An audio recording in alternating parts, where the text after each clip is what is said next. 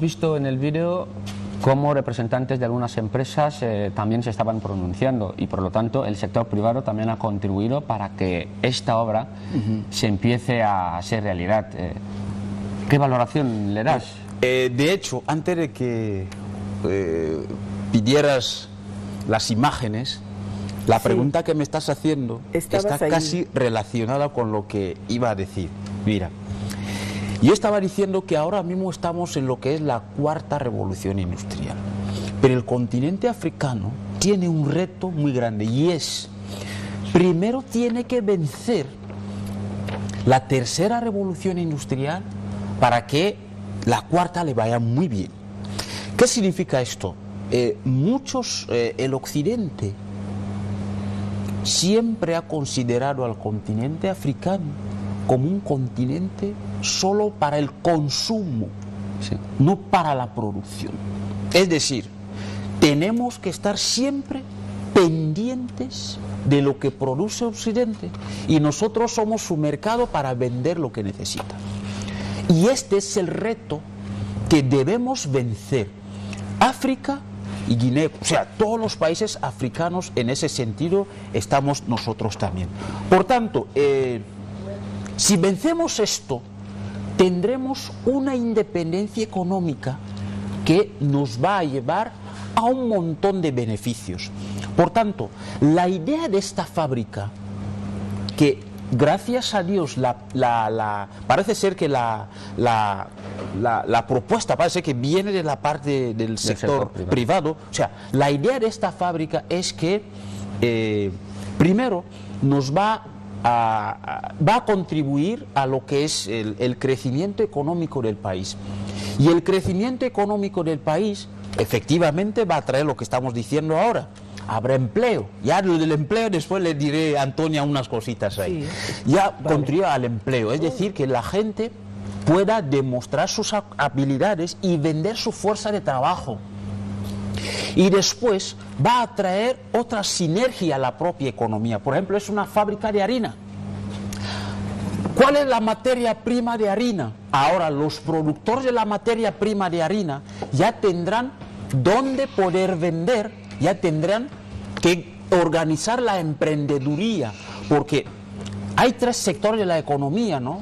El sector de la industria, que sería así uno de los que más consumen.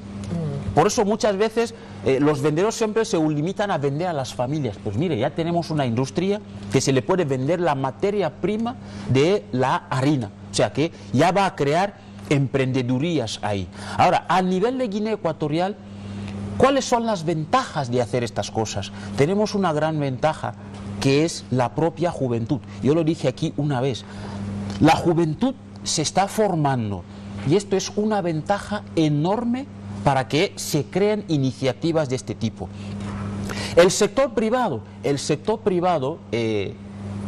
mira, el Estado, por ejemplo, según nuestro sistema económico, el sector privado es el que tiene que ver, o sea, cubrir las dificultades que hay, porque el Estado, pensar en todo, cosas microeconómicas y macroeconómicas es mucho pedir. Entonces, si el sector privado, si un emprendedor ve una necesidad y la puede cubrir, pues mire, esto hace que se diversifique la economía, cuando el sector privado es el que tiene iniciativas. Ahora, el tema del empleo. Yo me acuerdo en la conferencia que dio el jefe de Estado cuando se estaba hablando del tema de... ¿El clima de negocio? No, cuando se estaba hablando de... Hubo una conferencia que se celebró en Sipopo para el tema de empleo, todo. O sea, me acuerdo sus palabras y eran: las personas que no están contribuyendo a tener un comportamiento digno en las empresas, no contribuyen a la Guinea mejor. Por tanto, esas personas no están contribuyendo en el desarrollo. O sea, es verdad que el país tiene que dar oportunidades a no solo a todo aquel que habita aquí, tiene que dar oportunidades, pero el hecho de que me den oportunidad por ser de aquí y no vender, porque es vender la fuerza de trabajo y no actuar en consecuencia, es que tú no estás contribuyendo en el desarrollo del país. Efectivamente. No está, como ha dicho Antonio, el trabajador ecuatoriano tiene que ser competitivo. Claro. Pero tiene que demostrar que conoce habilidades. Y decir, no, como yo soy guineano, me van a dar el Porque trabajo. imagínate que Antonio y yo, y no estamos haciendo en el trabajo, estamos haciendo que la empresa desaparezca. Y si desaparece la empresa, ¿de qué vamos a vivir? mire cuántas consecuencias van a suceder. O sea, pero hay otra cuestión que me gustaría que resaltásemos. Se trata de la fabricación de harina. Ya tenemos, vamos a contar de aquí a unos años, una fábrica nacional de harina. Quisiera centrarme en el caso de los precios, porque sería lo mismo que nosotros tengamos una fábrica de harinas que podamos consumir a nivel nacional, hacer bien tengamos el pan, posibilidades de exportar. Los precios serían lo mismo como la harina que nosotros... Hay una cosa muy importante que hay que saber de los precios. ¿Cómo se diseña un precio? El precio se diseña en base a todos los costos de producción y de transporte que he incurrido para conseguir el producto.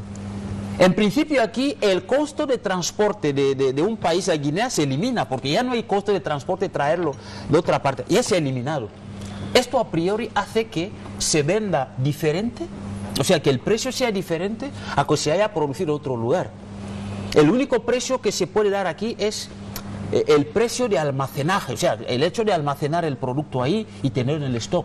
Pero el costo de transportación a priori ya se reduce, y lo que hace que el hecho de ir exportando, o sea, exportar ese producto a otro lugar, a partir de ahí se hace diferente, porque se va a contemplar el precio de transporte del producto desde Guinea Ecuatorial hasta otra parte. ¿Qué te quiero decir con eso? El precio obligatoriamente va a ser completamente diferente. Entonces podemos decir que los precios en nuestros mercados serían favorables. En principio sí, deben ser favorables los precios, porque ya una cosa que se fabrica aquí no hará falta lo que conlleva el sacarlo de un punto fuera de Guinea y traerlo a Guinea, y habrá más competitividad, y podríamos ya decir que, por ejemplo, yo hasta soñaría en que nos va a bajar el precio del pan.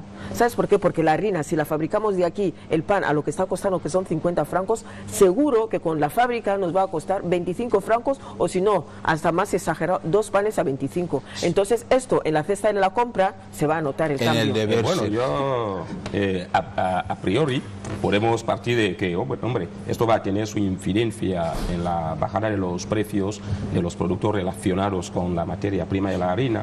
Sin embargo, habrá que ver cómo evoluciona el tema, porque hay que tener en cuenta también aquí el estudio de mercado, de viabilidad en el mercado que habrían hecho los autores de la iniciativa. Entonces, no nos olvidemos que Guinea Ecuatorial es un país con un número de habitantes muy limitado, y que producir solo para el consumo de los ecuatorianos. No, pero ¿quién ha dicho que consume para el consumo de guineano? También para exportar. Espera, conlleva sus riesgos que, hombre, un empresario podría asumir, pero ahora hay que pensar también en prospeccionar el mercado internacional. Entonces, volvemos al principio. Hemos de ser competitivos. ¿Para qué? Para generar un producto de calidad. Porque con esa calidad podemos convencer al mercado internacional el beneficio de nuestro internacional, sino a los vecinos. Entre Gabón y Camerún vendemos nuestra harina. Es que estamos vendiendo fuera de nuestras fronteras, Antonia. Yo sé que entonces, esto obliga, porque sabemos que Camerún también tiene su fábrica de harina, Gabón también, y los otros países. Entonces nosotros vamos a competir en un mercado que ya no es el mercado local, donde podemos poner aranceles a productos de harina que vengan de otros países, pero ahora nosotros no tenemos capacidad para consumir la cantidad producida por la empresa. Por tanto, esto obliga a buscar salida en otros escenarios mercantiles, y esto a su vez, valga la redundancia, obliga a que pensamos qué tipo de producto vamos a producir, y esto exige lo que hemos señalado. Mira, la capacidad eso que competitiva dices, Pergentino, esto no puede conseguirse basándose únicamente en el criterio de la nacionalidad a la hora de reclutar a los empleados. No. Es un deber del Estado fomentar. No, en eso tiene razón. En eso tiene razón, Antonio. En términos de competitividad. En eso tiene razón, Antonio. Se reclute a partir de la capacidad del demandante de trabajo. Mire, para que pueda dar lo máximo. En eso tiene razón, Antonio. La competitividad en realidad se resuelve. La competitividad en realidad se resuelve con lo que se llama estrategia de diferenciación. Porque si, por ejemplo, si este produce harina, y el otro harina, la estrategia de diferenciación es la que hará que escojan la harina esta y no la otra. Es decir, ¿qué tiene la harina que viene de Guinea Ecuatorial que no tiene las demás harinas? Sí. Esta estrategia es la que realmente hará que no engordemos tanto. Pero tenemos un punto a favor. La mayor parte de las cosas, en realidad, bueno, sobre todo en la materia agrícola, ¿no? Es aceptado, de Guinea Ecuatorial es aceptado a nivel internacional, sinceramente. Muchísimas gracias. Justo a estas horas de la mañana, cuando marcan las 8:54, vamos a repasar las principales noticias que nos deja la página web del Gobierno. La primera noticia que podemos resaltar es precisamente este tema que acaba de ser objeto de análisis, puesta de primera piedra del proyecto Molino Bioko. La nueva fábrica de producción de harina planificadora garantizará el 25% de la producción de harina en Guinea Ecuatorial. Además, creará empleos para la mano de obra nacional, tanto en su fase de construcción como de procesamiento. Para su construcción participarán empresas nacionales y extranjeras. La segunda noticia que nos deja la página oficial del Gobierno es sobre el embajador de España entrega sus cartas de estilo al ministro de Asuntos Exteriores. Alfonso Barnuevo ha entregado sus cartas de estilo a Simeón Oyoneson, ministro de Asuntos Exteriores y Cooperación, durante una audiencia que ha tenido lugar este 29 de octubre. La tercera noticia que vamos a destacar nos lleva precisamente a la FEGIFOOD. Gustavo Ndongedu comenta el buen funcionamiento de la selección Jalang nacional. El presidente de la FEGIFOOD ha señalado que los partidos eliminatorios se jugarán entre el 9 y el 17 de noviembre. Guinea Ecuatorial va a jugar contra Libia el día 11 de noviembre en el estadio Al Salam de Egipto. Por otra parte, ha dicho que la Junta Ejecutiva ha decidido que Juan Miché Obiang y Casto Nopo Abeso sean los seleccionadores de los dos partidos que quedan por jugar, por su experiencia y por haber estado con la mayoría de los seleccionadores del Jalang nacional. Estas son las principales noticias que nos ha dejado la página oficial del Gobierno. Y como diría Montesquieu, si Dios no existiera, habría que inventarlo, porque el mismo orden de la naturaleza nos grita de la existencia de Dios. Y es por eso que nosotros, los que creemos en Dios, nos gusta a veces que nos hablen de Dios, porque esto nos relaja el alma. Y como hemos dicho al principio, vamos a recibir aquí a los representantes de la Iglesia Reformada de la República de Guinea Ecuatorial para hablar un poco acerca de Dios. Ya hemos hablado bastante de otros temas y seguro que ya se encuentran aquí con nosotros el reverendo Padre Agustín Juan, que es el secretario general adjunto de la Iglesia Reformada de Guinea Ecuatorial. Buenos días. También tenemos con nosotros al reverendo Padre Abel Equiri, que es el moderador de la parroquia Malabo Manoa. Buenos días. Queremos hablar un poco de la reforma protestante. Hemos oído hablar mucho de la Iglesia Reformada. Unos llaman Iglesia Reformada, otros llaman Iglesia Protestante. Quisiéramos empezar desde ahí. ¿Es lo mismo? ¿Qué significa Iglesia Reformada, Iglesia Protestante? ¿A qué se debe estos dos nombres? Muchas gracias. Es casi lo mismo. Porque la Iglesia Reformada Presbiteriana es una iglesia de procedencia de la Reforma Protestante del siglo XVI, hecho por el doctor Martín Lutero en el día 31 de octubre de 1513. Por lo tanto, nosotros procedemos de la Reforma Protestante y somos una iglesia reformada protestante. Muy bien, ¿a qué se debió? Queremos hablar de la reforma protestante precisamente. ¿Cuáles fueron las causas de esta reforma? ¿Por qué? ¿Por qué se hizo esta reforma?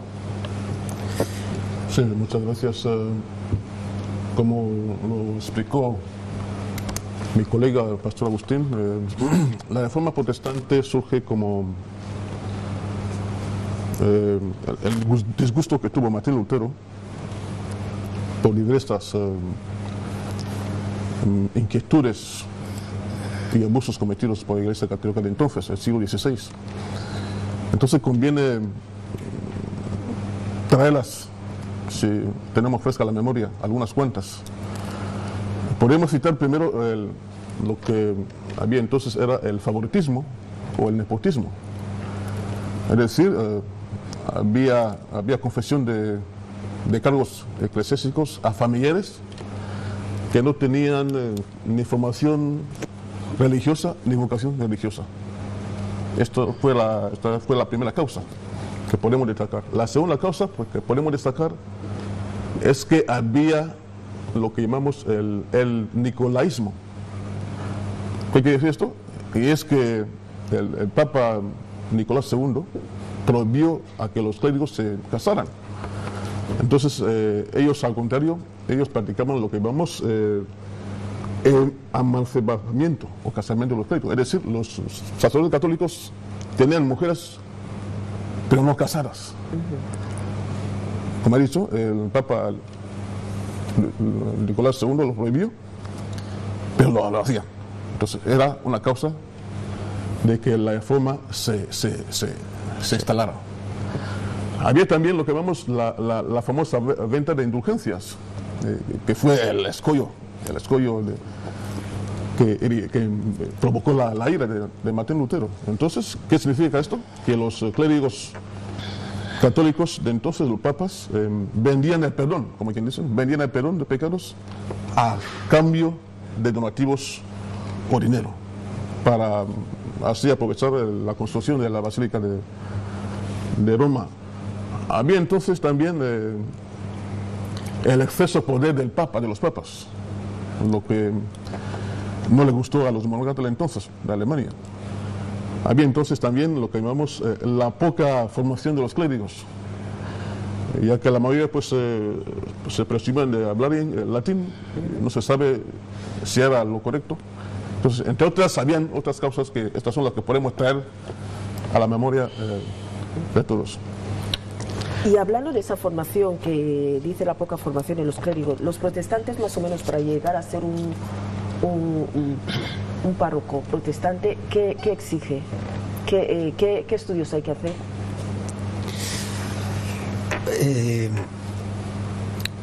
Cabe explicar bien el proceso de la reforma. Sí. El día 31 de octubre de 1517 es el día de la reforma protestante. Es el día de la reforma protestante y como reforma de la Iglesia cristiana occidental con sede en Roma. En este año nosotros celebramos los 513 aniversario de este evento, de este movimiento y de este acontecimiento histórico. Se sabe claro que la Iglesia cristiana occidental se llamaba Católica Universal, con sede en Roma. Pero en esta época vivía en una gran, profunda crisis institucional, moral, ¿qué vamos a decir? Y de costumbres. Fue un gran escándalo. Y recibía críticas en todos los ámbitos de la sociedad, entre los intelectuales de la época. Los abusos papales, los cardenales que habían convertido en terratenientes, los obispos se habían convertido en feudos jurisdiccionales. El escándalo moral en la sede no ya permitía la continuidad de la fe cristiana occidental en la forma más apreciada. La situación se desploma y se hace más grave cuando la Iglesia plantea construir la catedral. Hoy San Pedro del Vaticano, la basílica, no tenía recursos. Los recursos se habían quedado en manos de los cardenales y el Papa no tenía nada. Y encima había una carga grande, que había cruzadas, que la Iglesia estaba realizando cruzadas en diferentes lugares. Entonces el Papa equivocadamente plantea sufragar el gasto y fabrica una doctrina bíblicamente falsa, cristianamente anticristiana, que es la doctrina de las indulgencias. ¿Qué son las indulgencias? Es la carta de remisión de pecados que el Papa puede conceder y los cardenales a los pecadores sin pasar a la penitencia ni a la conversión. ¿Tienes más preguntas? Y por lo tanto, ellos pagan en especie y en metálico grandes sumas de dinero. Y esto abre un escándalo muy funesto. Entonces los pensadores en esta época ya criticaban todo ello. Y dentro de la misma Roma, el doctor Martín Lutero, recién doctorado, redacta un acta de 95 tesis teológicas para acusar a Roma sobre este escándalo religioso. Lo presenta a Roma y lo pone en la capilla de la catedral de la Basílica de Wittenberg, en Alemania, para protestar. Y con esto la reforma toma tierra y comienza el movimiento reformista. Las 95 tesis acusaban a Roma 4 principios importantes. Una, la sola fide, es decir, para la fe cristiana, la fe en Dios, en Jesucristo, y no otra cosa más, ni las obras meritorias, ni las sagradas, ni las tales. Para salvación. La segunda doctrina que aparecía falsa en Roma en esta época era la escritura bíblica, la Biblia. Entonces Lutero pone la sola escritura, es decir, la Biblia es suficiente para la moral, para la doctrina, para la ley en la Iglesia. Después aparece otra doctrina más, que era en la época misma, que era la libertad de albedrío, es decir, que el hombre es libre, el cristiano es libre ante Dios. Pero esto no estaba en la época de Helvet. Ahora, pastor, Esto era. quiero aprovechar que Sí. usted estaba hablando sobre esas 95 tesis que Martín Lutero King colocó en la iglesia de Wittenberg. Martín Lutero. Se llama Martín Lutero, Sí. en la iglesia de Wittenberg, para protestar contra la doctrina católica. Y una de esas 95 tesis es la libre interpretación de la Biblia. Y entonces me gustaría saber, hoy en día, desde el punto de vista de la iglesia presbiteriana, ¿qué efectos se está generando hoy en día esa libre interpretación de la Biblia en sociedades, por ejemplo, como la ecuatoriana? Escuchamos que una mujer ha fallecido por temas de ayuno, niños de 11 años, 14 años interpretando la Biblia. Sí. Como sabemos, la Biblia es un libro muy profundo, incluso con textos filosóficos, históricos, literarios, que a lo mejor no pueden ser fácilmente entendibles por cualquier persona. Entonces, ¿qué efectos creen que esta libre interpretación de la Biblia, de qué manera creen que habría repercutido hoy en día en la vida, en la convivencia social? Sí, quiero dar respuesta a esta pregunta y pienso que tiene correlación con la pregunta que dirigió la señora. En principio, preguntó que para ser párroco o pastor en la iglesia presbiteriana, ¿cuáles son los requisitos? Sí. Bueno, entendemos, como ha dicho el compañero, que un pastor o un párroco, un sacerdote, debe ser una persona altamente preparada.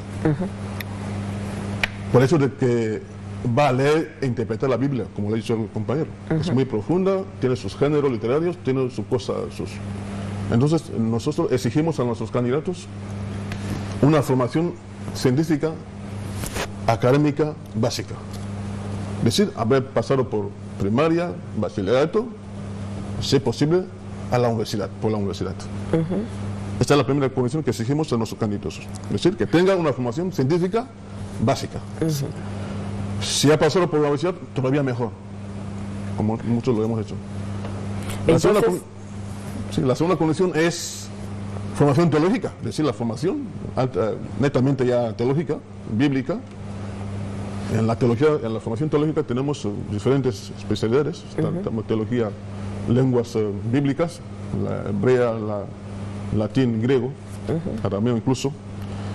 Tenemos teologías sistemáticas, tenemos hermenéutica, tenemos toda la ciencia, la geografía bíblica, que nos ayuda ya, como ha dicho el compañero, a entrar en la profundidad de la Biblia y poder interpretarla. Sí. Ahora, yo preguntaría, no, pero sigue. ¿No sería una vuelta a la limitación de la libre interpretación de la Biblia? Porque No. si se habla de libertad, La libertad, pero la libertad tienes que conocer determinadas cosas, por eso de las demás lenguas, para llegar a entender. Lo que me interesa ahora es la Iglesia Católica prohibía y solamente permitía como texto bíblico la Vulgata, la versión latina de la Biblia. Entonces, y lo consagraba, la interpretación lo consagraba a determinados individuos de la sociedad, que son los sacerdotes.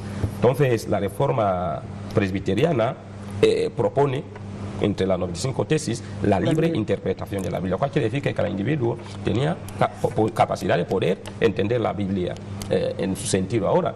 Y ellos, y cosa que me parece muy importante, es una aclaración que están haciendo a la sociedad, que está bien, pero no quiere decir que cualquiera tiene. Ahora, me pregunto si esto no es una vuelta a ese planteamiento del cristianismo antiguo, de que en la interpretación de la Biblia solo está permitida a un determinado grupo de individuos sociales. Hay que decir la verdad sobre esta situación. Mi colega ya ha explicado el proceso de ser pastor o sacerdote en la Iglesia Reformada Presbiteriana hoy. Mucho más exigente. Para nosotros, el alumno tiene que terminar selectividad y tiene capacidad de entrar en las universidades nuestras para ser pastor. Pero con respecto a la segunda pregunta, estas interpretaciones bíblicas que ya están generando las críticas actuales, como has dicho, la verdad es que la Biblia no se puede interpretar por cualquier persona. Los estudios bíblicos son muy profundos. El sistema de exégesis, que significa análisis de las doctrinas bíblicas, es muy fuerte. Y se parece que hay muchos que no están bien situados en esto. El ayuno, el tal, tiene condiciones y requieren también examinar en qué momento y en qué circunstancias se hace. Pero no queremos, yo creo que la Iglesia Reformada Presbiteriana no queremos atribuir las incoherencias y las prácticas que no se ajustan a la Biblia a la doctrina cristiana. Muchísimas gracias. Esto que acaba de decir es importante. Mañana es día 31 de octubre y ustedes celebran su aniversario número 513 después de la Reforma, que es aquí donde me gustaría que nos centremos. Sí. Ya hemos hablado de las causas de lo que supuso la Reforma protestante. Me gustaría saber cuáles son las consecuencias de esta reforma, ya que mañana es el aniversario. Sí, claro. La Reforma protestante trajo sus consecuencias. Yo siempre digo que todo hecho humano tiene lo positivo y lo negativo. Entonces la Reforma protestante trajo sus consecuencias positivas y las negativas. En primer lugar, la primera podría ser la Europa. La Iglesia Católica perdió lo que era su poder y su hegemonía que tenía entonces en Europa. ¿Por qué? Porque la segunda viene a ser porque la autoridad papal se disminuyó. Y la iglesia, el continente europeo quedó dividido en dos grandes grupos religiosos, podríamos llamar. En Europa del Norte, que se quedó formada por los protestantes. En esos países, pues la autoridad papal ya no se respetaba, ya no tenía voz ni influencia. Y los países de Europa del Sur, pues eran católicos, sí insistían y conservaban la obediencia papal. La otra consecuencia podría ser pues la reforma, la contrarreforma de la Iglesia Católica. Entonces la Iglesia Católica se dio cuenta de que Martín Lutero los había acusado e intentaron como remediar u organizar estas acusaciones. Esto es lo que llamamos la contrarreforma. Luego surgieron otras iglesias, la iglesia luterana, la iglesia anglicana en Inglaterra, la iglesia calvinista en Francia y otra más, la iglesia metodista. Y después pues vinieron las guerras, que llamamos guerras religiosas. En estas guerras pues los católicos, los protestantes se peleaban, se mataban, y, sobre todo en España y en Portugal. Y hay otra más, surge también lo que llamamos la libre interpretación de la Biblia, que aludió el compañero, y la Biblia se traduce, aparte del latín, a otros idiomas. Y surge también lo que llamamos la alfabetización, es decir, la educación, porque era reservada para los clérigos. Y ya ahora, con la imprenta, cualquier imprenta, se multiplican las copias de Martín Lutero y todo el mundo tiene acceso a la Biblia y a la formación. En estos 513 años de existencia, ¿cuáles son sus valoraciones del recorrido que ha hecho la Iglesia protestante? Entonces, es verdad, las consecuencias positivas que nosotros valoramos de la Reforma protestante son globales. Vamos a decir antes que hay que saber que es un movimiento que tocó toda la Iglesia y toda la sociedad. ¿Y cuáles son la valoración que podemos dar de este movimiento a nivel social? Una, la libertad cristiana, a la cual la Biblia habla que el cristiano es libertad, en esta Europa que acaba de hablar mi colega, faltaba. Y la Reforma protestante tradujo esta libertad para los pueblos. Ustedes saben claramente que en esta época había imperio romano y el imperio papal. Entonces los pueblos vivían oprimidos. Y a través de la Reforma pudieron inspirar el aspecto de la libertad. Muchos países hoy de Europa se hicieron países por la Reforma protestante. Es decir, adaptando esta libertad, y empezaron ellos mismos a definirse como país. Otra cuestión más importante que la Reforma ha dado al mundo, no solamente en Europa, al mundo, es el espíritu democrático. Justamente el movimiento reformista sustituye el feudalismo esclavista que estaba antes y se establece sociedades modernas, como ustedes lo pueden ver.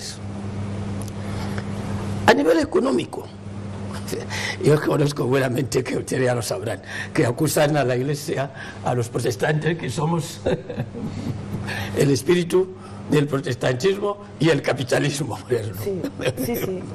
El gran autor Max Weber, moderno, economista, sociólogo, acusó el espíritu capitalista y el movimiento protestante.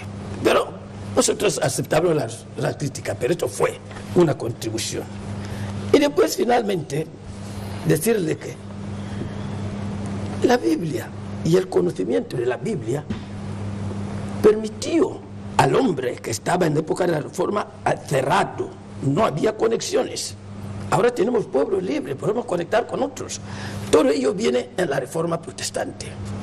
¿Por qué? Al conocer la Biblia y al conocer el mundo bíblico, los hombres inspiraron a través de esto para conocer más y poner las libertades y los derechos de igualdad de todos los pueblos y de todas las culturas y toda la raza. Todo esto está dado dentro del movimiento de la Reforma. Es decir, el aporte de las consecuencias sociales y humanas y la sociedad que nosotros creemos que hoy día estamos viviendo, aprovechando, fue cultivado desde la Reforma Protestante. Muy bien, y ya que estamos celebrando los 513 años de existencia de la Reforma Protestante, quisiera saber, en el caso concreto de la República de Guinea Ecuatorial, cómo ha influido la Iglesia, y ya que mañana es día 31, ¿qué actividades ustedes han previsto para tal ocasión? Sí, la Reforma Protestante, o simplemente la Reforma, o también se llama la Revolución Protestante, para nosotros, el mundo protestante, es una gran fiesta. Nosotros no tenemos muchas fiestas como las tienen los católicos, los santo tal. En países donde predomina el protestantismo, es un gran día. Para nosotros hemos organizado las conferencias, hemos organizado conferencias en base a ese tema, la causa de la Reforma Protestante, las consecuencias y otros aspectos que consideran al tema, para que el mundo protestante sepa qué es ser protestante y por qué decimos que somos protestantes, porque la mayoría no lo entiende. E incluso me atrevería a decir que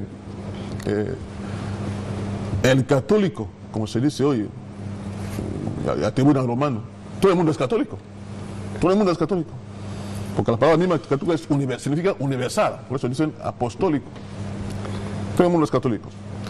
Entonces, incluso nosotros, protestantes, somos católicos, ¿sí? Porque somos cristianos. Entonces, y la iglesia nuestra tiene en este aspecto, ha hecho mucho en ese aspecto. Las mujeres ocupan un lugar muy importante. Si ustedes entran en los cultos, las mujeres, como quien dice, son las que sostienen a nuestra iglesia. Y presiden también algunas... Presiden. Tenemos organizaciones de mujeres cuya presidenta es una mujer, la otra. Y tienen cargos muy importantes en nuestra iglesia. Entonces valoramos en este sentido lo que hoy el Estado llama la igualdad de género. Muy importante en nuestra iglesia.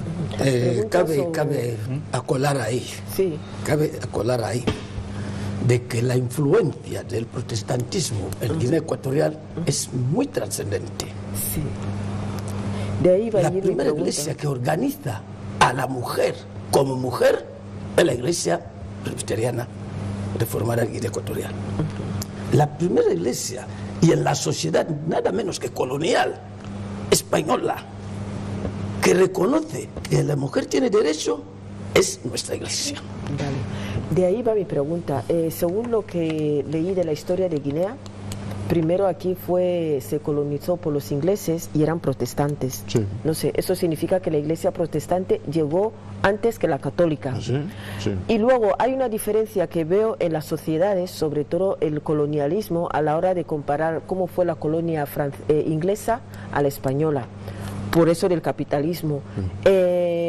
Aquí se hizo...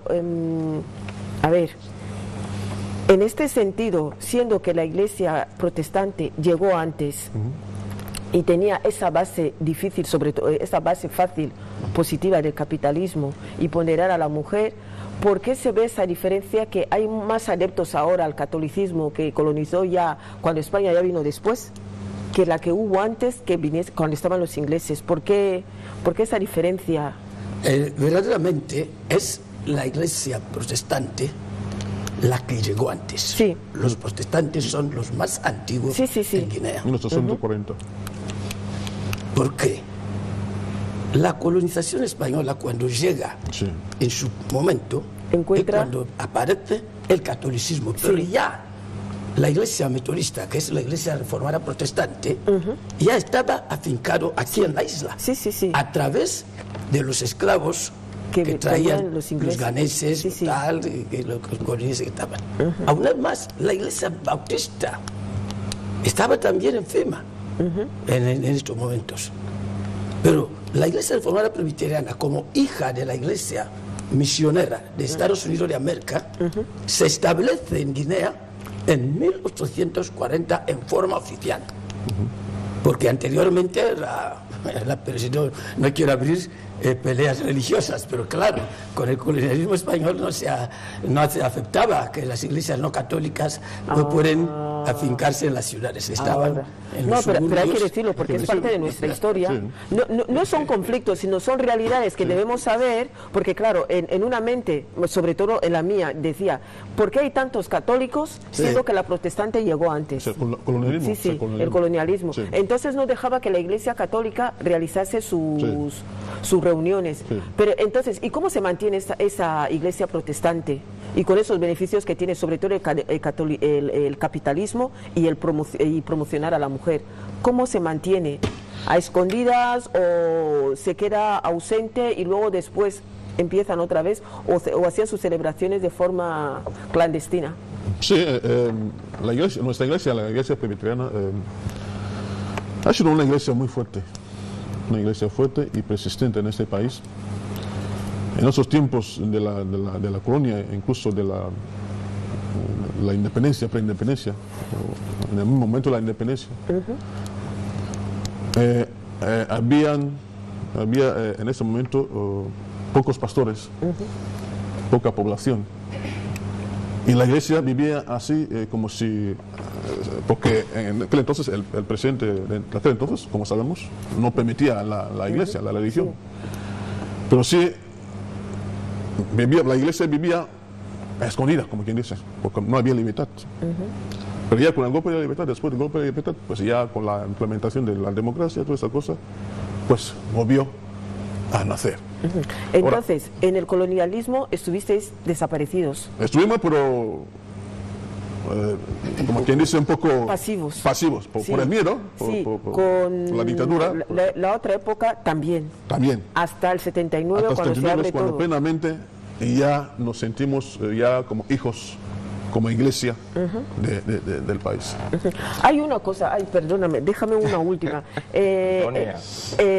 Presencié una cosa que era, por ejemplo, los actos fúnebres de un señor que fue, ante todo familiar, Agustín Mañana, que era protestante, y presidía una mujer.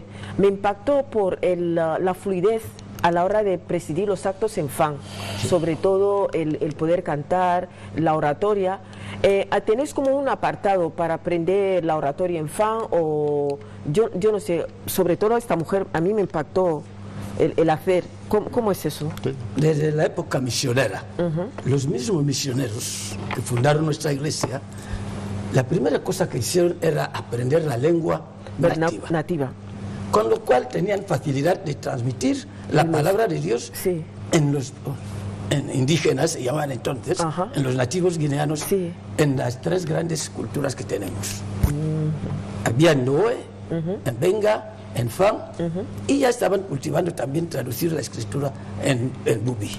Entonces, a partir de ahí, de esta forma de integración cultural, los misioneros ya tenían facilidad para comunicar a los cristianos en su propia lengua y escuchar el evangelio cada uno en su propia lengua. Esto le facilitó el trabajo y el trabajo creció.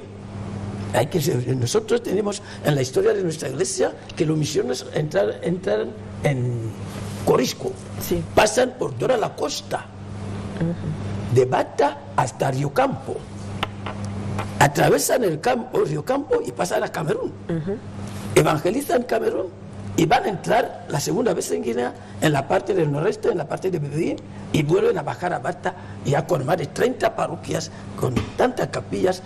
Habían formado las organizaciones eclesiásticas, mujeres, hombres, jóvenes y niños, educando a la niña. Incluso crearon grandes escuelas para la formación de las doncellas. Esto lo teníamos. Tenemos dispensarios que ellos han construido. Entonces, esto en la lengua Fan, en la lengua Bubi, en la lengua Visio y en la lengua Noé, que facilitó el trabajo. Mira, Una pregunta. Se está celebrando el aniversario de los 513 años, ¿no? Sí. Bastante tiempo. Yo, cuando se celebran los aniversarios, yo quería tomarlo como una oportunidad para evaluar cuál ha sido mi trayectoria y qué retos debo vencer. Una de las maneras que yo tengo de convencer a sobre todo yo estoy con los jóvenes, ¿no?, en la universidad, es decirle que la religión, aparte que es espiritualidad, también la religión es educación, la religión es cultura, una manera de ser. Y siempre les digo, si uno cree en Dios y resulta que descubre que no existe, no ha perdido nada. Pero si usted cree en Dios, pero resulta que existe, tendrás tus problemas. O sea, una manera de conversar con ellos, ¿no? Mire, uno de los retos, no sé si me equivoco, es anteriormente ustedes tenían muchos jóvenes a la vocación, a tener vocación a evangelizar y colaborar. Pero hoy en día veo como que el tema, o sea, ya no hay muchos jóvenes dispuestos a entrar, a formar parte del proceso de la evangelización. No sé si es error mío o es así, pero en el caso de que yo tenga razón, ¿ustedes tienen el reto de revertir esto en algún momento o están convencidos de que esto ya es así, ya no podemos revertirlo? O sea, más vocación de jóvenes para el proceso de la evangelización. No, yo creo que usted está en error porque, bueno, porque nosotros somos de la casa y yo soy fruto de una nueva generación de pastores que en la última década han entrado. Y hay más jóvenes que tienen la vocación de ser pastores. Tenemos actualmente unos 10 así, que están interesados en ser pastores. El problema es que nuestra iglesia tiene este sistema de vivir y funcionar por sí misma, en donde la gente sabe, entiende que en un lugar, en una institución, entra dinero, se da dinero, entra millones. Yo creo que los jóvenes pues se interesan mucho. Yo no sé si esa es la razón, pero nosotros pensamos que queremos vencer esto y lo vamos a vencer, porque tenemos proyectos en la iglesia, tenemos programas en la iglesia para mejorar cada vez más. Entonces hay vocación, los jóvenes se interesan, hay muchos jóvenes que se interesan de ser pastores. Y no tanto porque ven coches, dinero, porque por ejemplo, uno se atreve la semana pasada, se atreve, pastor, yo quiero ser tal, como usted, me dice. Yo le pregunté, pues aquí yo no tengo nada, no tenemos nada. No, me gusta su forma de predicar, hablar y tal. Y digo, pues mejor, bienvenido. Es eso, o sea que nuestra iglesia no vive, no trabaja, sino para predicar, para evangelizar y para llamar a la gente al reino de Dios. Ese es nuestro programa. Bueno, yo tengo... Adelante. A ver, quiero contestar. A decir verdad, la Iglesia es una institución doble, humana y religiosa. Yo, como representante de la institución, no puedo negar que haya debilidades. Haya debilidades y haya cuestiones que se pueden autocriticarse. Reconocemos que hemos de hacer mucho, se ha hecho mucho. Las debilidades que aparecen posteriormente también tienen sus verdaderas causas. Por supuesto, la evolución de la sociedad, de las sociedades, no excluye la Iglesia, porque son los mismos. Los cristianos que están, los hombres que están en la sociedad, son los mismos que están dentro de la Iglesia. Entonces, cuestiones como tal, la Iglesia trabaja en este momento, nosotros ahora, para adaptarla. Nosotros partimos de nuestra tradición reformada. La tradición reformada dice la Iglesia reformada siempre reformando. Es decir, Nosotros tenemos que adaptar a nuestra iglesia en las circunstancias actuales que quiere el mundo moderno.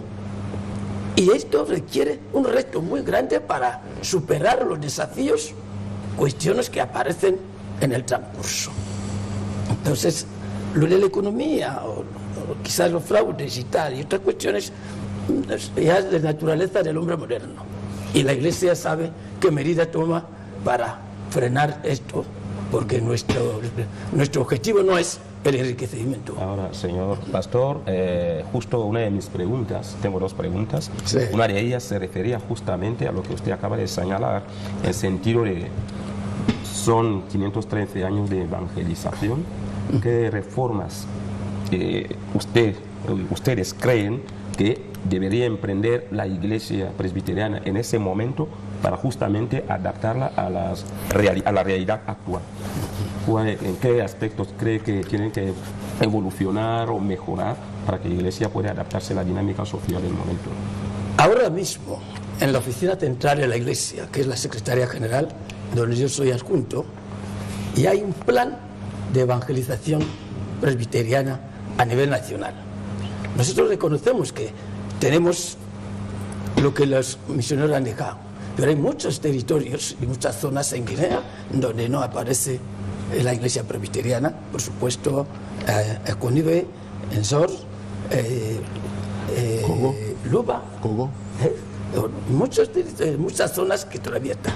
Entonces, ahora hemos planteado un plan misionero nacional, es decir, donde aparece un solo cristiano presbiteriano, hay que empezar la misión.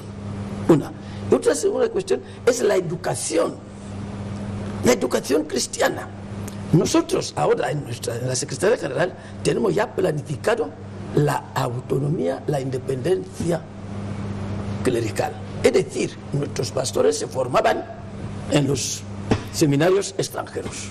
Pero ahora nosotros ya tenemos el plan de la creación del seminario presbiteriano de Guinea Ecuatorial, que si Dios nos alberga posibilidades, el próximo año comienza a formar los pastores de acuerdo a la idiosincrasia de nuestro pueblo, africana y tal.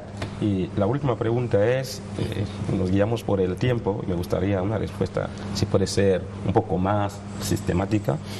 Consiste en que después de 513 años de evangelización, quería decir 513, que es lo que estamos celebrando, sin embargo esos 513 años... 503 años se celebran en un contexto en el que la sociedad, por ejemplo la ecuatoriana, está registrando una serie de vicios sociales que repercuten en ocasiones de una manera negativa en la buena convivencia entre las personas. Entonces, ¿qué mensaje puede estar llevando o pretende llevar en este momento, teniendo en cuenta esas circunstancias la iglesia presbiteriana?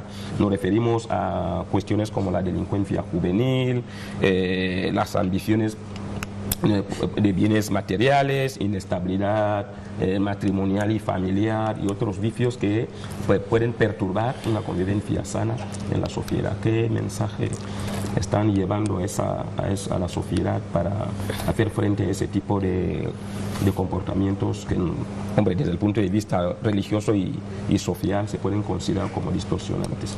De verdad que la Iglesia ha tomado en cuenta y en serio la situación de la pandemia COVID, que no solo de Guinea, sino también de todo el pueblo. Y por lo tanto, la fiesta de 513 años está reducido dentro de los marcos que establece la vigilancia y la protección del COVID. Entonces, ya no podemos hacer unas reuniones muy aglomeradas y tal. Hemos limitado de que cada parroquia donde está el pastor pueden celebrarse de acuerdo a las normas establecidas por el gobierno para proteger el COVID, para que puedan disfrutar del aniversario de la Reforma Protestante. Esto han limitado bastante, lo sentimos mucho, pero sí, tenemos que asumirlo porque es una cuestión nacional, una cuestión que toca las vidas humanas. Entonces, si este año, si el próximo año puede haber posibilidades, sí, haríamos grandes fiestas, haríamos tal, todo se ha postergado por el respeto de las normas que establece el gobierno para la situación del COVID en el mundo y en el mundo real.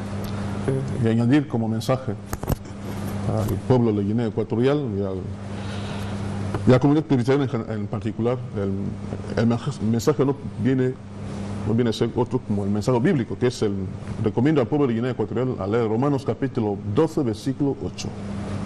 No os conforméis a este siglo, a esta era, a este mundo, sino transformaos por medio de la renovación de vuestro entendimiento. Es lo que hicieron los reformadores. No se conformaron al siglo XVI, sino se transformaron su mente a la mente de Dios, que es la Biblia. Es ese mensaje bíblico que podemos dar. Muchísimas gracias, reverendos Padre Agustín Juan y reverendo Padre Abel, por estas informaciones puntuales sobre la Reforma Protestante. Les deseamos un feliz aniversario y esperamos que ustedes sigan con esta dinámica de evangelización para que los hijos de Dios puedan alcanzar su reino. Justo a esta hora de la mañana, cuando marcan las 9:39, vamos a pedir que nuestro compañero Manuel Mancua nos actualice las informaciones puntuales desde la redacción central. Manuel, buenos días. A todos, muy buenos días, equipo del programa Fondo, buenos días, audiencia de Televisión Guinea Ecuatorial. Desde la redacción central de los servicios informativos de esta casa de televisión venimos, como todos los días, de lunes a viernes, a ofrecerles el resumen de algunas noticias importantes que tenemos sobre nuestra mesa de redacción. Pueden ser temas de actualidad política, económica, social y cultural. Hoy comenzamos nuestra conexión hablándoles del primer ministro del gobierno, encargado de la coordinación administrativa, Francisco Pascual Obamazue, quien ha recibido en la jornada de ayer en audiencia a la nueva representante residente del Fondo de las Naciones Unidas para la Infancia en la República de Guinea Ecuatorial. Hablamos de France Benig.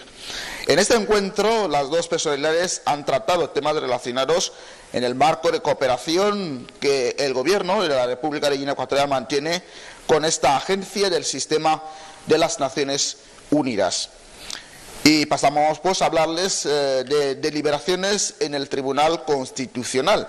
El Tribunal Constitucional ha adoptado un auto de emisión de un recurso de amparo. Ha sido en la sede de este alto órgano del Estado donde se han reunido todos los magistrados para estudiar los casos de los ciudadanos que creen que sus derechos han sido vulnerados. Seguimos hablando de juicios, pero nos vamos al alto tribunal. Hablamos de la Corte Suprema de Justicia, donde han finalizado los juicios del mes de octubre en esta institución judicial. El presidente de la Corte Suprema de Justicia, David Njimobian, ha clausurado ayer jueves las sesiones de juicios correspondientes al mes de octubre. En esta última jornada o sesión de trabajo se han visto 3 recursos pendientes, 2 laborales y 1 civil. Vamos a hablarles también de los casos globales de coronavirus. El mundo cruza este viernes los 45 millones de casos positivos de coronavirus y 1.187.000 fallecidos. Estos temas y otros que no descartamos que vayan llegando a esta redacción central, vamos a emitir todo este contenido informativo por todos los telediarios que tienen Televisión Guinea Ecuatorial en su programación. Muy buenos días y feliz inicio del fin de semana. Muchísimas gracias, Manuel.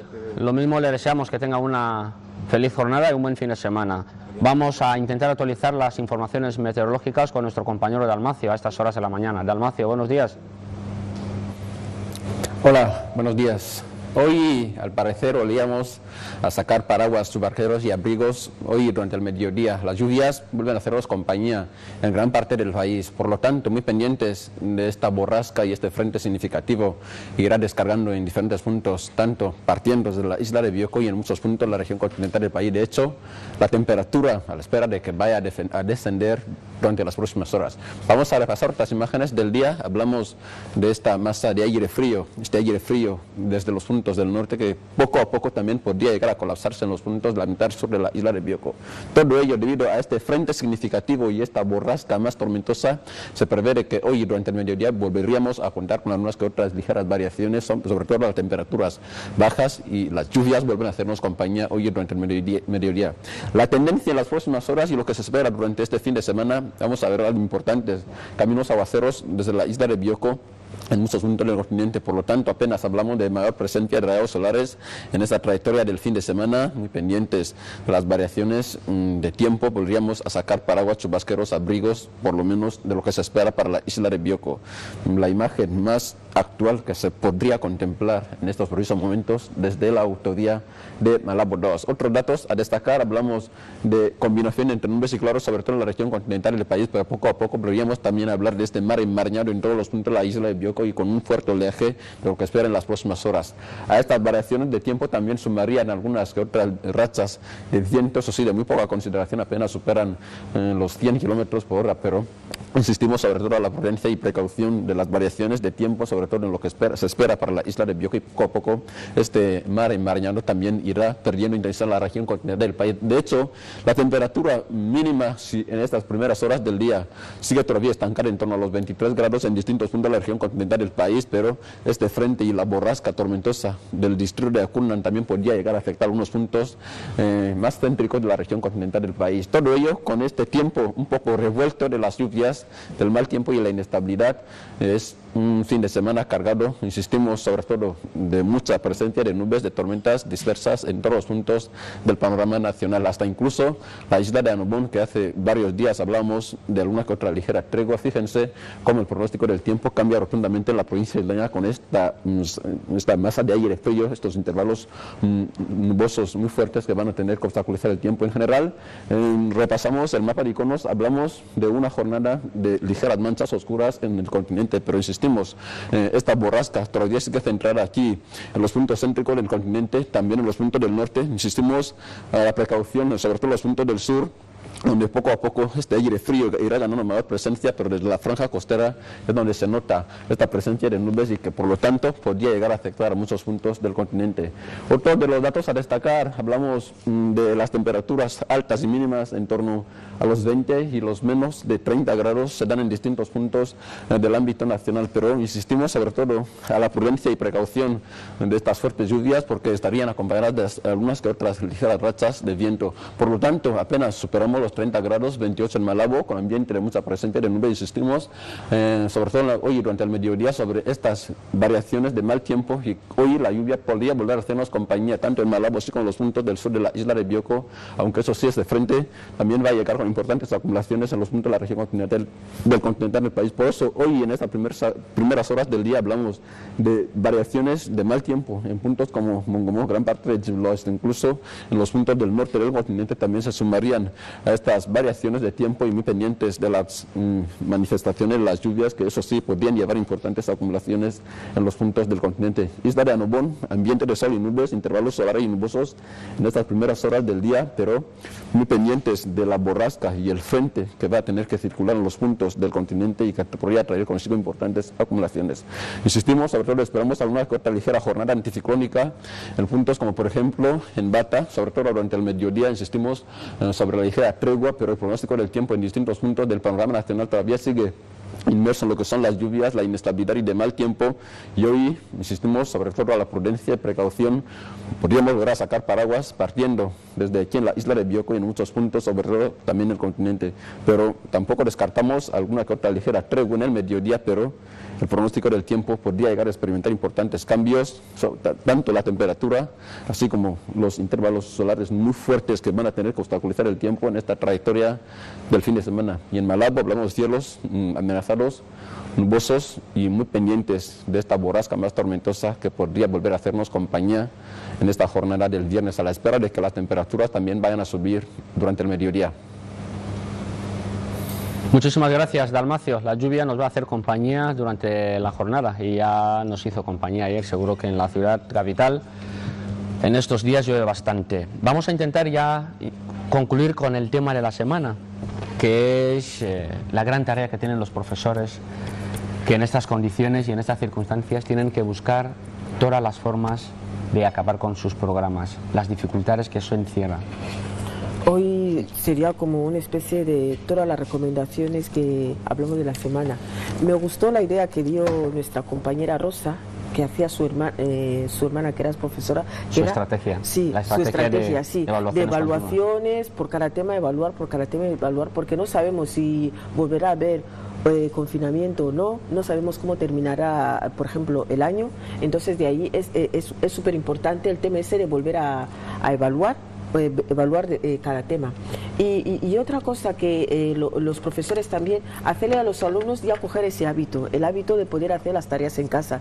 Es decir, que mejoren a la hora de tener esa, yo no sé si llamarlo adherencia, si llamarlo la costumbre de poder leer, porque cuanto más nos acostumbramos a leer, más el alumno sentirá en poder hacer los trabajos en casa, en poder leer textos para que luego él haga esos resúmenes. Entonces que los alumnos tengan esta buena costumbre de leer mucho, y cuanto más lean, mejorarán su trabajo y a la vez mejorarán el nivel de aprendizaje. Bueno, ayer estuvimos dando ciertas recomendaciones, ¿no?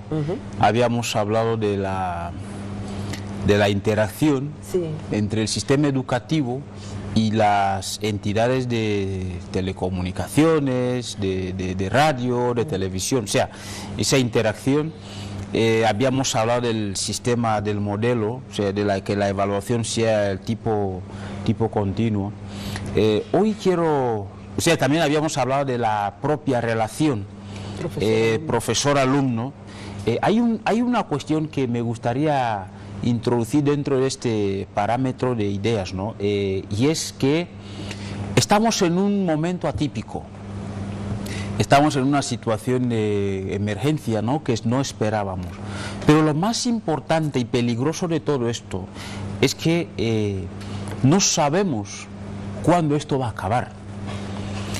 La ciencia, que es la que está ahora mismo diciendo, los científicos y los médicos son los que llevan la voz cantante en todo este proceso.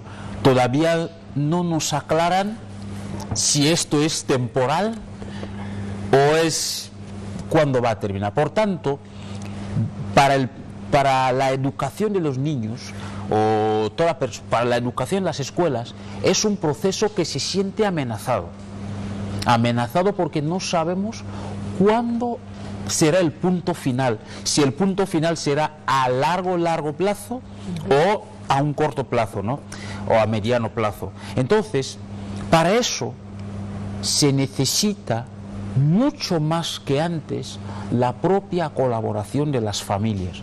Me refiero a la colaboración de las familias por lo que ha dicho ahora Antonia últimamente. Por ejemplo, en el caso de los niños, mucho más ejercitar con ellos en casa sobre qué han aprendido, si lo han entendido, porque cuando matriculamos a los niños queremos que cojan algún aprendizaje, algún conocimiento, alguna formación.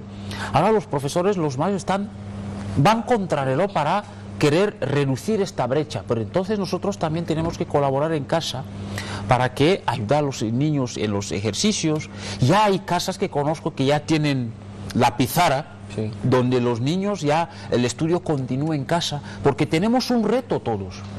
la formación de estos años se siente amenazada. Convertir la casa en pequeño... En un momento en casa es momento de recoger los videojuegos, no recoger, reducir el tiempo de los videojuegos, porque estamos en un momento atípico. E incorporar, si no lo teníamos, un momento de estudio conjunto en casa. La mayor parte de las casas aquí tienen muchos niños. Y es momento de crear ese hábito ya, porque estamos en un momento de exigir más colaboración de diferentes partes, que haya ese momento en casa de estudio independiente, de estudio de interacción en casa. Y eso también pienso que va a ayudar bastante, va a colaborar bastante. Yo comparto la preocupación de mis compañeros sobre el papel a jugarse por las familias para, de alguna manera, optimizar el rendimiento y el nivel de conocimientos que el alumno debería y ha de adquirir durante el curso académico. Pero como el tema radica fundamentalmente en el papel que le toca jugar al profesor, esos desafíos, yo voy a decir que es una oportunidad para los profesores. Una oportunidad. Una oportunidad. Hay profesores que se habían acostumbrado a venir mirando la hora, venir corriendo, coger el libro y empezar a leerlo. Entonces es una oportunidad para aprender, no solamente aumentar sus conocimientos científicos, sino también aprender a organizarse. Entonces creo que es un momento en el que el profesor tiene que tener una capacidad organizativa de su actividad, que es la planificación. Entonces las clases se planifican, las clases no se dan porque ya ha llegado la hora, se planifica. Entonces cada semana el profesor tiene que determinar cuántos temas va a dar y cómo los va a impartir. A partir de esa premisa se va a ver en la necesidad de tener que resumir el contenido de cada tema. Entonces, ya no se trata de venir aquí y empezar a dictar todo, sino extraer las ideas principales de cada concepto doctrinal y tener la capacidad de explicarlo. Entonces, esto creo que se puede conseguir, difícilmente sí, pero se puede conseguir cuando el profesor, por una parte, tiene compromiso, en segundo lugar, cuando domina la materia que está impartiendo, cosa que es muy importante. El dominar la materia. Dominar la materia, conocer las reglas que rigen, o sea, el conocimiento que abarca esta materia. Entonces ya no será el mero venir y empezar a dictar desde la letra A hasta la Z del tema, sino extraer el contenido básico que el estudiante necesita conocer para poder ser apto en el conocimiento de la doctrina que enseña esta materia. Pienso que si bien los profesores tienen el problema del tiempo, que es una limitación que van a tener, ya no pueden desarrollar toda la doctrina como está establecida en la Ley General de Educación, pero pienso que su capacidad y su habilidad puede permitir optimizar el tiempo que disponen para conseguir que el estudiante se quede con una base esquemática del contenido de la asignatura que se está impartiendo. Esto va a permitir que ese estudiante o este alumno, cuando se vaya a algún lugar y encuentre un libro relacionado con esa materia, pueda leerlo y entender.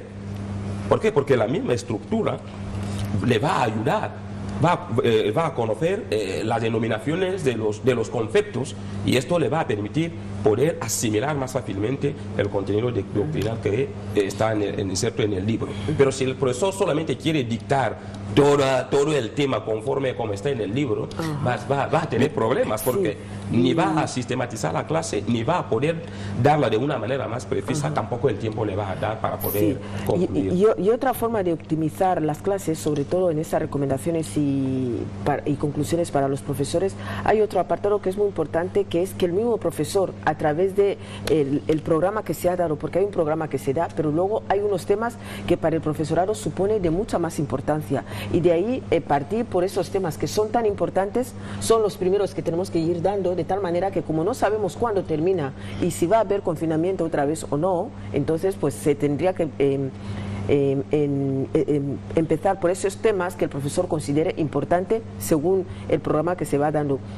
Y otro factor súper importante ahora con esa reducción de números de alumnos es que el profesor se hará como, es una forma más de conocer al alumno, porque al achicarle el número de alumnos que va a haber en un determinado momento, en ese preciso momento, el profesor ya puede conocer cada alumno, hasta podrá conocer los gustos, podrá saber si este alumno es más juguetón, si poniéndole al lado de este juega más, si es mejor separarle, si es mejor que esté al otro extremo para que no juegue con el otro. Entonces también es un periodo de yo relacionarme más con los alumnos, conocer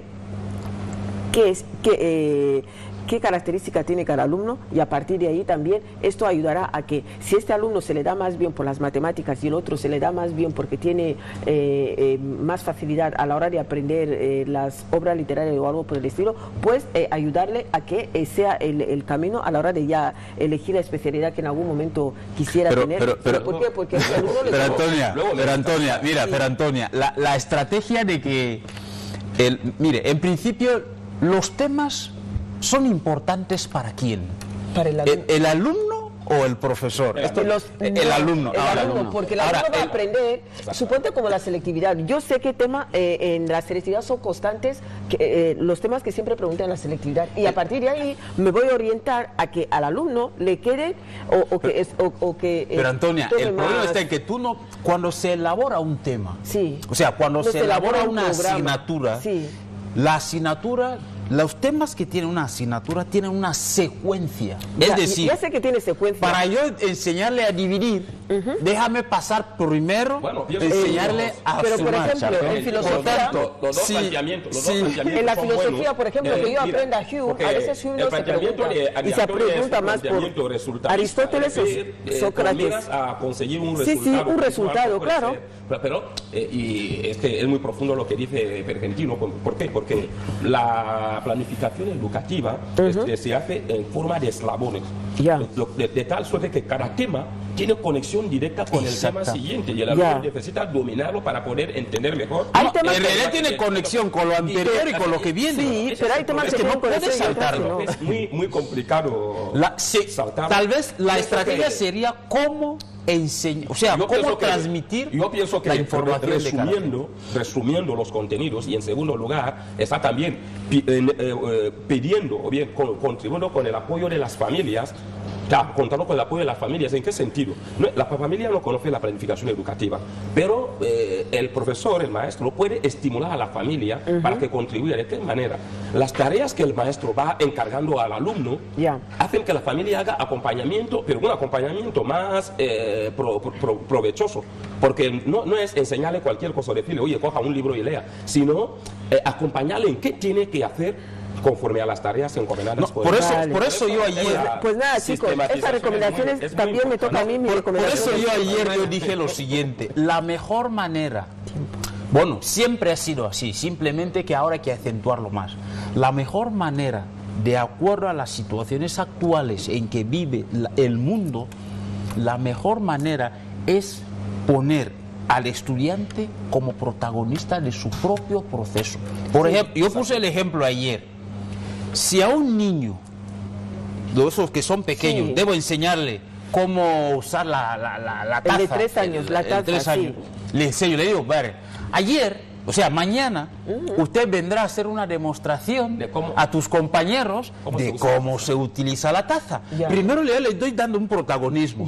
Se sentirán, mañana voy a ser de maestra. O sea, ese proceso... Y además que en casa estimular, ¿por qué? Porque va a haber un apunte que instiga a la familia a hacer seguimiento de este niño, a aprender a usar la taza. Es más, entonces, la familia ya se implica en el proceso. Exactamente. Ese niño en casa ya va a recibir una formación complementaria. Exactamente. Es más, ahí entra un proceso de responsabilidad. Por ejemplo, ¿qué pasa cuando usted tiene una casa con niños y son holgazanes?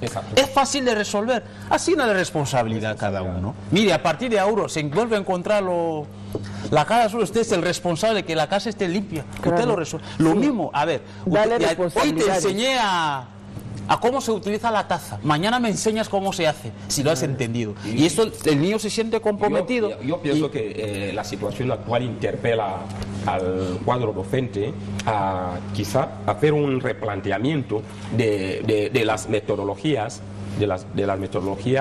pedagógicas que utilizan para impartir las clases. De tal El tema es no son importante. protagonistas, Y sino los profesores, lo más importante es que estén a la altura de las circunstancias, que se adapten, porque al final hay muchas exigencias. Antonia, vamos de manera rápida con el consejo de la semana. El consejo de la semana era tomar agua, mínimo 1,5 litros, que es el litro y medio de agua que se está vendiendo, tanto que puede ser agua mineral, o la gente que tiene un manantial, pues que bebe agua, porque el agua es súper importante. Y si al agua le vamos a añadir las otras recomendaciones que hemos dado, porque todo va a colación, como han dicho los profesores aquí, que el programa va así. Si yo he recomendado agua, porque es súper importante también que la gente haga deporte como mínimo 15 minutos, y si puede, a lo que el cuerpo le dé. Y también el comer verde. Entonces ya tenemos 3 recomendaciones: comer verde, que fue lo primero, hacer deporte, mínimo 15 minutos, y tomar agua como mínimo 1,5 litros de agua. Yo tengo una duda del tema del agua. La próxima semana ya nos plantearemos estas dudas que tenemos, porque el tiempo es oro, se nos cae encima. Desde el programa Fondo les deseamos un buen fin de semana a todos nuestros telespectadores, porque nuestra compañera Isabel ya se encuentra disponible para nuestro programa Matinales. Isabel, buenos días. Buenos días, Mariano, ¿qué tal está? Estoy bien, gracias a Dios. Bueno, hoy en el programa Matinales vamos a hablar de muchas cosas, ¿eh? Sabemos que es viernes y como ya podrás ver, habrás leído también incluso en la mayoría de los estados, cuando llega viernes, pues la gente dice, hoy es viernes, y ya pues como que el cuerpo... Parece ser que viernes tiene algo de especial que no tienen los demás días de la semana, como que todo el mundo está ansioso de que ya me gustaría que llegase el viernes. La verdad es que, ¿qué tiene de especial viernes? Porque al final lo veo un día normal, 24 horas. Yo también. Es que dependiendo, sabes que el lunes ya es más algo serio, tienes que venir todo suite enchaquetado, con la cara bien seria, pero ya el viernes sabes que de lleno ya vas a entrar al fin de semana, tienes el sábado para descansar, el domingo para tomar el plato de pepe soup, y así, ya sea, el viernes ya tiene consigo todo completo. La verdad es que también tengo que aprenderme esta frase: es viernes y el cuerpo, lo sabe, Mariano. Bueno, hoy en el programa, no sé si ayer aquí me te comentó sobre lo que era lo de la pregunta del día, que se trataba de los padrastros, madrastras, hijastros. Sabemos que siempre va a haber una relación, pero muchas de las veces cuando uno escucha hablar de madrastra, solo piensa en la Cenicienta, en Blancanieves, en que la madrastra siempre sale siendo la mala. Pero cuando se habla de padrastros, pues uno ya lo tiene más fácil, dice, bueno, es un padrastro, tiene más corazón, tiene más aguante. Pero ¿quiénes complican más la relación? ¿Tú qué crees, el padrastro, la madrastra, o son los hijastros quienes suelen complicar más la relación? Lo mismo que le dije ayer, en principio depende de cada familia y cada persona, porque tengo la experiencia de que el que como yo, que he pasado en manos de muchísimas personas, hay madrastras que realmente, e incluso no deberían llamarse madrastras, sino más bien madres, porque lo han dado todo. Totalmente. Los hay padrastros que incluso no deberían llamarse así, sino padres, porque lo han dado todo por los hijos que ha encontrado que tiene su mujer. Así es. Y los hay hijastros que también han sabido reconocer tanto el papel de la madrastra o del padrastro, pero todo depende de cada uno, la verdad. Ese tema va a ser ampliado aquí en el programa Matinales. Pues Isabel, muchísimas gracias. Esperamos que la gente vaya tomando conciencia de estos temas porque son muy sensibles. Que tengan un buen fin de semana. Igualmente, Mariano y todo el equipo de Afono, que tengáis un buen fin de semana. Como sabemos, hoy es viernes y como he dicho al principio, el cuerpo ya lo sabe. Nos levantamos cada mañana para traer diferentes temas.